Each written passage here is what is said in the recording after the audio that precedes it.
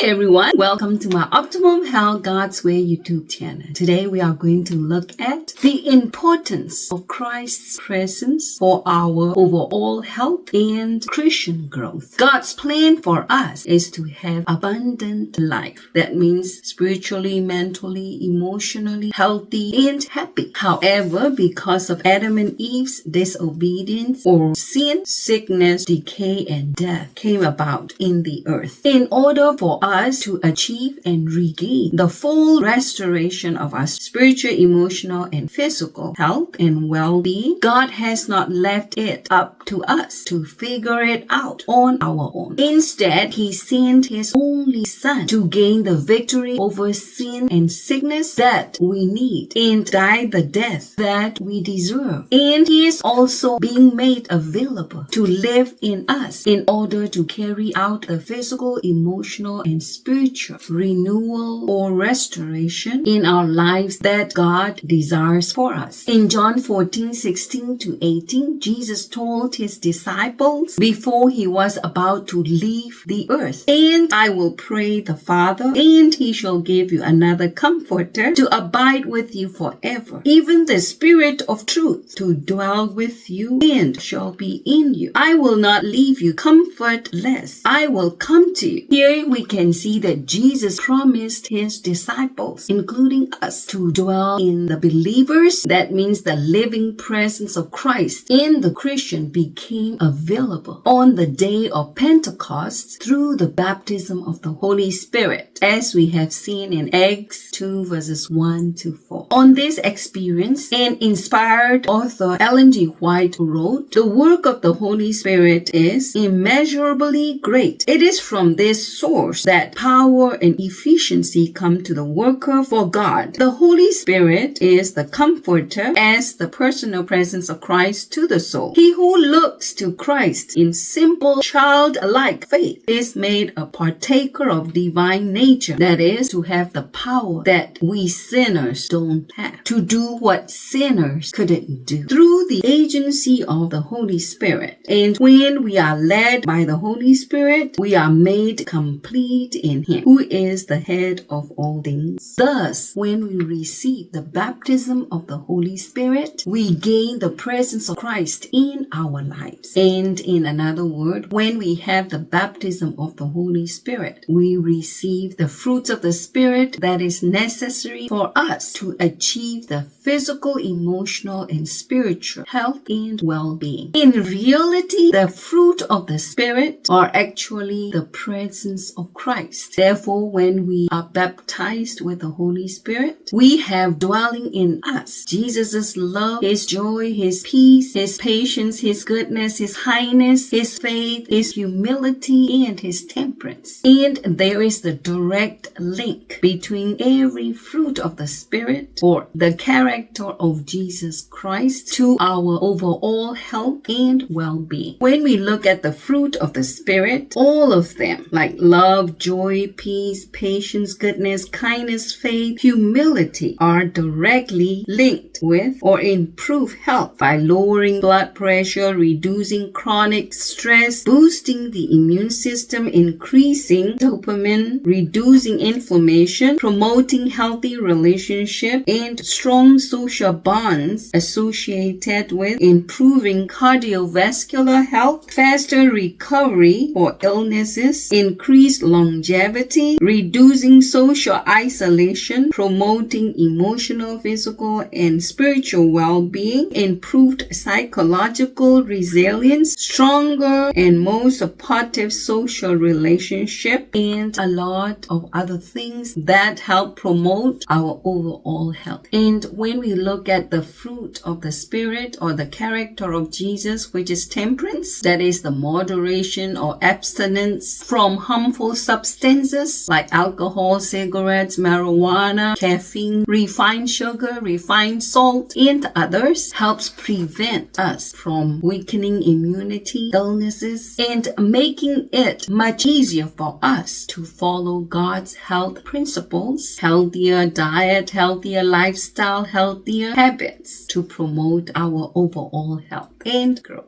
The more of these fruits of the Spirit that we have in our life, the more we will reflect Christ's character. This is an important fact because only those mirror Christ's character will be ready to meet Him. That means only those who become more and more like Jesus or grow to be more and more like Jesus in terms of character will be ready to meet Him. In Revelation 14 verse 1, those who would make it to heaven are the ones that have the Father's name in their foreheads. That is, to have the character of the Father. And in Christ Object Lesson, page 69, Christ is waiting with longing desire for the manifestation of Himself in His church. When the character of Christ shall be perfectly reproduced in His people, then He will come to claim them as His own. 1 John 3 verse 2, when Jesus Christ appears,